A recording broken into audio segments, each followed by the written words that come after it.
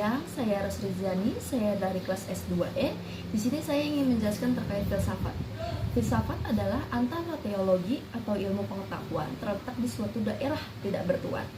Daerah ini diserang baik oleh teologi maupun oleh ilmu pengetahuan. Daerah tidak bertuan ini disebut filsafat. By Brand Russell.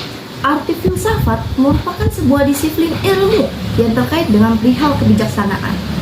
Pengertian dan definisi filsafat sangat beragam sesuai dengan perkembangan para filsuf itu sendiri secara teomologi. Dalam arti kata filsafat berasal dari kata Yunani yaitu filosofia. Filsafat meletakkan dasar-dasar suatu pengetahuan, karena itu filsafat disebut dengan metastrategium atau induk segala ilmu pengetahuan.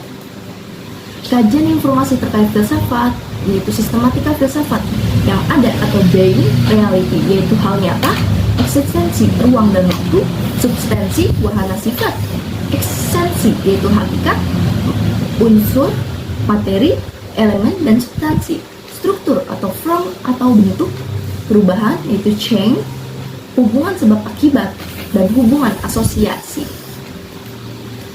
Perenungan filsafat, perenungan yaitu bisa disebut dalam prosesnya yaitu keheranan, meragukan sesuatu, dan pemikiran itu yaitu dengan menghubungkan ide suatu dengan hal lain, menjawab why dan how, berpikir runtut konsisten atau age, pemahaman dengan pengetahuan menyeluruh mendasar spekulatif.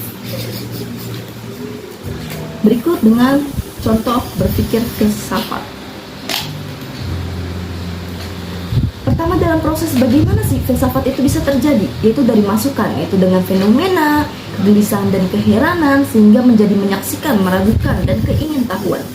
Dalam proses yang merenung, berpikir, dan pemahaman, itu dengan satu, meragukan dengan mengajukan ide, memeriksa penyelesaian sebelumnya atau berpikir koheren, menyatakan hipotesis, menguji konsekuensi, menarik kesimpulan, sehingga berpikir untuk mendapatkan kebenaran dan kebijakan, kritis, radikal, dan menyeluruh.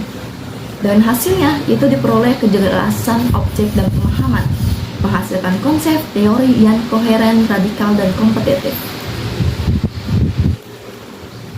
Berikut aplikasi metode filsafat, yaitu dari what, why, how, secara ontologi, eksperimentologi, dan aksiologi. Rangkuman yang tadi saya jelaskan sebelumnya, filsafat arti berpikir reflektif, yaitu berpikir merenung secara berkali-kali dan berbagai sudut pandang dan bersifat mantul, kembali menyoroti pemikiran itu tersendiri. Perenungan filsafat, dari perenungan itu dengan mengherankan, meragukan sesuatu dalam teori dan pemikiran, menghubungkan satu ide dengan yang lain, menjawab why dan how, dan berpikir untuk atau konsisten, dan sehingga terjadilah pemahaman menyertai pengetahuan, pendasaran, dan spekulatif. Sekian dari presentasi saya. Setelah yang telah saya sampaikan, semoga memahami apa yang telah sampaikan. Wassalamualaikum warahmatullahi wabarakatuh.